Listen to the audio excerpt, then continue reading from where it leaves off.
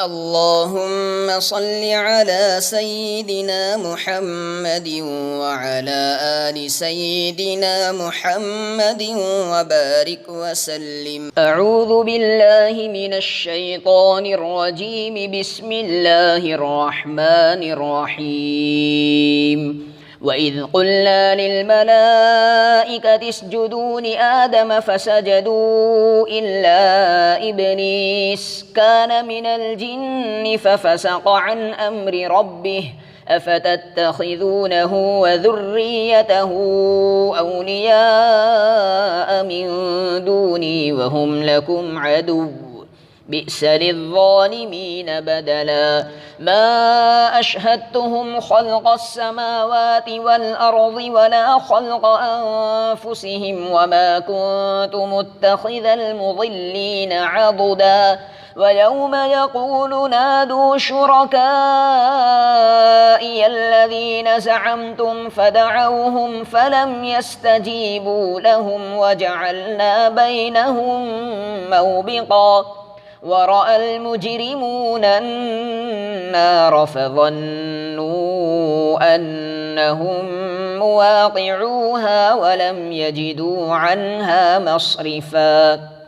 وَلَقَدْ صَرَّفْنَا فِي هَذَا الْقُرْآنِ لِلنَّاسِ مِنْ كُلِّ مَثَلٍ وَكَانَ الْإِنْسَانُ أَكْثَرَ شَيْءٍ جَدَلًا. وَمَا مَنَعَ النَّاسَ أَنْ يُؤْمِنُوا إِذْ جَاءَهُمُ الْهُدَى وَيَسْتَغْفِرُوا رَبَّهُمْ إِلَّا أَنْ تَأْتِيَهُمْ سُنَّةُ الْأَوَّلِينَ أَوْ يَأْتِيَهُمُ الْعَذَابُ قُبُلًا.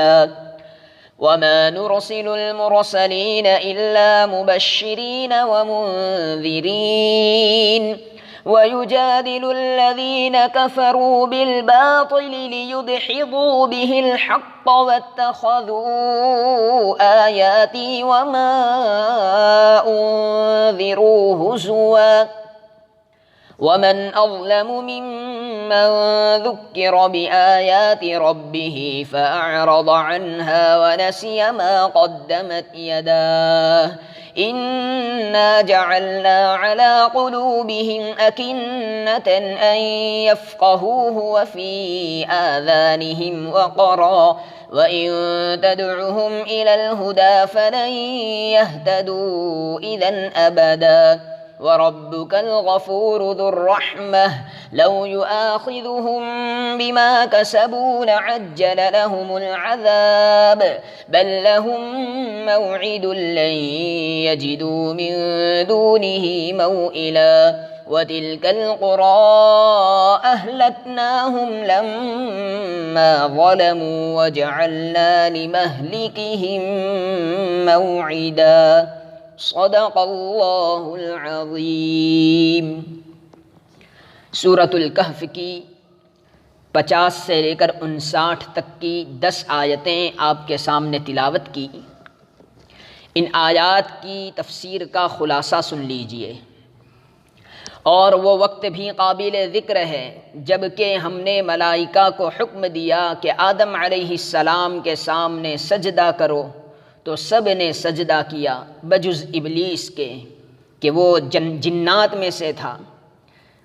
اس نے اپنے رب کے حکم سے عدول کیا کیونکہ جنات کا عنصر غالب جس سے وہ پیدا کیے گئے ہیں آگ ہے اور عنصر نار کا مقتضا پابند نہ رہنا ہے۔ اور وہ وقت بھی قابل ذکر ہے جب کہ ہم نے ملائکہ کو حکم دیا کہ آدم علیہ السلام کے سامنے سجدہ کرو تو سب نے سجدہ کیا بجز ابلیس کے کہ وہ جنات میں سے تھا۔ اس نے اپنے رب کے حکم سے عدول کیا کیونکہ جنات کا عنصر غالب جس سے وہ پیدا کیے گئے ہیں آگ ہے اور عنصر نار کا مقتضا پابند نہ رہنا ہے۔ مگر اس اقتضاء عنصری کی وجہ سے ابلیس معذور نہ سمجھا جائے گا کیونکہ اس تقاضۂ عنصری کو خدا کے خوف سے مغلوب کیا جا سکتا تھا۔ تو کیا پھر بھی تم اس کو اور اس کی ذریت یعنی اولاد اور توابع کو دوست بناتے ہو مجھ کو چھوڑ کر، یعنی میری اطاعت چھوڑ کر اس کے کہنے پر چلتے ہو، حالانکہ وہ ابلیس اور اس کی جماعت تمہارے دشمن ہیں کہ ہر وقت تمہیں ضرر پہنچانے کی فکر میں رہتے ہیں۔ یہ ابلیس اور اس کی ذریت کی دوستی ظالموں کے لیے بہت برا بدل ہے۔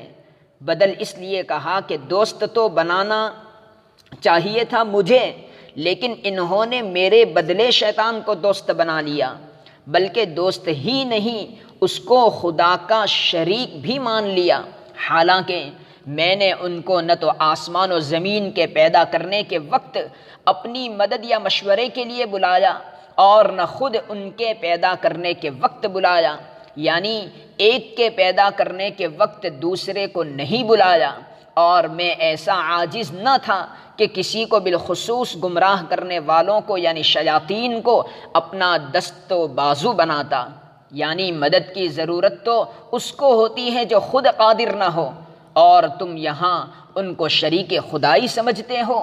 قیامت میں حقیقت معلوم ہوگی۔ اس دن کو یاد کرو کہ حق تعالی مشرکین سے فرمائے گا کہ جن کو تم ہمارا شریک سمجھا کرتے تھے ان کو اپنی امداد کے لیے پکارو تو وہ پکاریں گے تو وہ ان کو جواب ہی نہ دیں گے، اور ہم ان کے درمیان میں ایک آڑ کر دیں گے جس سے بالکل ہی مایوسی ہو جائے، ورنہ بغیر آڑ کے بھی ان کو مدد کرنا ممکن نہ تھا۔ اور مجرم لوگ دوزخ کو دیکھیں گے، پھر یقین کریں گے کہ وہ اس میں گرنے والے ہیں اور اس سے بچنے کی کوئی راہ نہ پائیں گے۔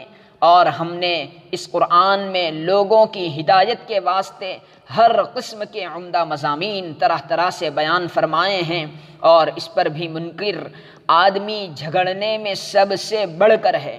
جنات اور حیوانات میں اگرچہ شعور و ادراک ہے، مگر وہ ایسا جدال اور جھگڑا نہیں کرتے، اور لوگوں کو بعد اس کے کہ ہدایت پہنچ چکی جس کا تقاضا تھا کہ ایمان لے آتے، ایمان لانے سے اور اپنے پروردگار سے کفر و معصیت سے مغفرت مانگنے سے اور کوئی امر مانع نہیں بجز اس کے کہ ان کو اس کا انتظار ہو کہ اگلے لوگوں کا سا معاملہ یعنی ہلاکت اور عذاب کا ان کو بھی پیش آ جائے، یا یہ کہ عذاب ان کے روبرو آ کھڑا ہو۔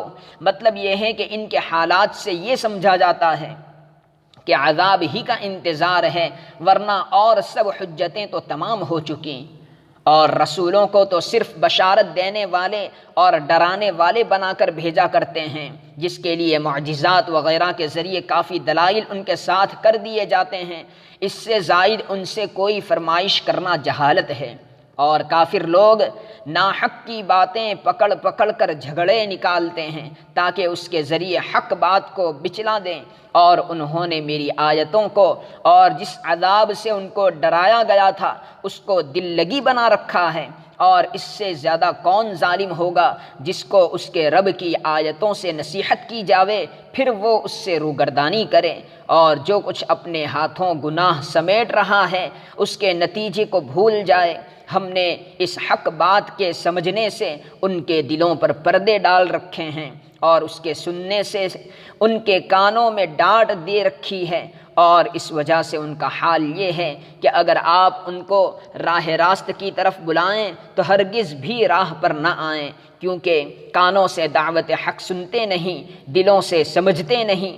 اس لیے آپ صلی اللہ علیہ وسلم غم نہ کریں، اور تاخیر عذاب کی وجہ سے جو ان کو یہ خیال ہو رہا ہے کہ عذاب آئے گا ہی نہیں، تو اس کی وجہ یہ ہے کہ آپ کا رب بڑا مغفرت کرنے والا، بڑا رحمت والا ہے، اس لیے مہلت دے رکھی ہے کہ اب ان کو ہوش آ جائے اور ایمان لے آئیں تو ان کی مغفرت کر دی جائے، ورنہ ان کے اعمال تو ایسے ہیں کہ اگر ان سے ان کے اعمال پر داروگیر کرنے لگتا تو ان پر فوراً ہی عذاب واقع کر دیتا، مگر ایسا نہیں کرتا۔ ان کے عذاب کے واسطے ایک معین وقت ٹھہرا رکھا ہے، یعنی روز قیامت، کہ اس سے اس طرف یعنی پہلے کوئی پناہ کی جگہ نہیں پا سکتے، یعنی اس وقت کے آنے سے پہلے کسی پناہ کی جگہ میں جا چھپیں اور اس سے محفوظ رہیں۔ اور یہی قاعدہ پہلے کفار کے ساتھ برتا گیا، چنانچہ یہ بستیاں جن کے قصے مشہور و مذکور ہیں، جب انہوں نے یعنی ان کے بسنے والوں نے شرارت کی تو ہم نے ان کو ہلاک کر دیا، اور ہم نے ان کے ہلاک ہونے کے لیے وقت معین کیا تھا، اسی طرح ان موجودہ لوگوں کے لیے بھی وقت معین ہے۔ معارف و مسائل۔ کیا ابلیس کی اولاد اور ذریت بھی ہے؟ وَذُرِّيَّتَهُ اس لفظ سے سمجھا جاتا ہے کہ شیطان کے اولاد اور ذریت ہے، اور بعض حضرات نے فرمایا کہ اس جگہ ذریت سے مراد معین و مددگار ہیں۔ یہ ضروری نہیں کہ شیطان کی صلبی اولاد بھی ہو، مگر ایک حدیث جس کو حمیدی نے کتاب الجمع بین الصحیحین میں حضرت سلمان فارسی رضی اللہ عنہ سے روایت کیا ہے، اس میں ہے کہ رسول اللہ صلی اللہ علیہ وسلم نے ان کو یہ نصیحت فرمائی کہ تم ان لوگوں میں سے نہ بنو جو سب سے پہلے بازار میں داخل ہو جاتے ہیں، یا وہ لوگ جو سب سے آخر میں بازار سے نکلتے ہیں، کیونکہ بازار ایسی جگہ ہے جہاں شیطان نے انڈے بچے دے رکھے ہیں۔ اس سے معلوم ہوتا ہے کہ شیطان کی ذریت اس کے انڈوں سے پھیلتی ہے۔ قرطبی نے یہ روایت نقل کرنے کے بعد فرمایا کہ شیطان کے مددگار اور لشکر ہونا تو قطعی دلائل سے ثابت ہے۔ اولاد صلبی ہونے کے متعلق بھی ایک صحیح حدیث اوپر گزر چکی ہے۔ واللہ اعلم۔ مخلوقات میں سب سے زیادہ جھگڑالو۔ وَكَانَ الْإِنسَانُ أَكْثَرَ شَيْءٍ جَدَلًا ساری مخلوقات میں سب سے زیادہ جھگڑالو انسان واقع ہوا ہے۔ اس کی شہادت میں ایک حدیث حضرت انس رضی اللہ عنہ سے منقول ہے کہ رسول اللہ صلی اللہ علیہ وسلم نے فرمایا کہ قیامت کے روز ایک شخص کفار میں سے پیش کیا جائے گا، اس سے سوال ہوگا کہ ہم نے جو رسول بھیجا تھا ان کے متعلق تمہارا کیا عمل رہا؟ وہ کہے گا کہ اے میرے پروردگار، میں تو آپ پر بھی ایمان لایا، آپ کے رسولوں پر بھی، اور عمل میں ان کی اطاعت کی۔ اللہ تعالیٰ فرمائیں گے کہ یہ تیرا اعمال نامہ سامنے رکھا ہے، اس میں تو یہ کچھ بھی نہیں۔ یہ شخص کہے گا کہ میں تو اس اعمال نامے کو نہیں مانتا۔ اللہ تعالیٰ فرمائیں گے کہ یہ ہمارے فرشتے تو تمہاری نگرانی کرتے تھے، وہ تیرے خلاف گواہی دیتے ہیں۔ یہ کہے گا کہ میں ان کی شہادت کو بھی نہیں مانتا، اور نہ ان کو پہچانتا ہوں، نہ میں نے ان کو اپنے عمل کے وقت دیکھا ہے۔ اللہ تعالیٰ فرمائیں گے تو یہ لوح محفوظ سامنے ہے، اس میں بھی تیرا یہی حال لکھا ہے۔ وہ کہے گا کہ میرے پروردگار، آپ نے مجھے ظلم سے پناہ دی ہے یا نہیں؟ اللہ تعالیٰ فرمائیں گے کہ بے شک ظلم سے تو ہماری پناہ میں ہے۔ تو اب وہ کہے گا کہ میرے پروردگار، میں ایسی غیبی شہادتوں کو کیسے مانوں جو میری دیکھی بھالی نہیں؟ میں تو ایسی شہادت کو مان سکتا ہوں جو میرے نفس کی طرف سے ہو۔ اس وقت اس کے منہ پر مہر لگا دی جائے گی، اور اس کے ہاتھ پاؤں اس کے کفر و شرک پر گواہی دیں گے۔ اس کے بعد اس کو آزاد کر دیا جائے گا اور جہنم میں ڈال دیا جائے گا۔ اس روایت کا مضمون صحیح مسلم میں حضرت انس رضی اللہ عنہ سے منقول ہے۔ سبحان اللہ و بحمدہ سبحان اللہ العظیم۔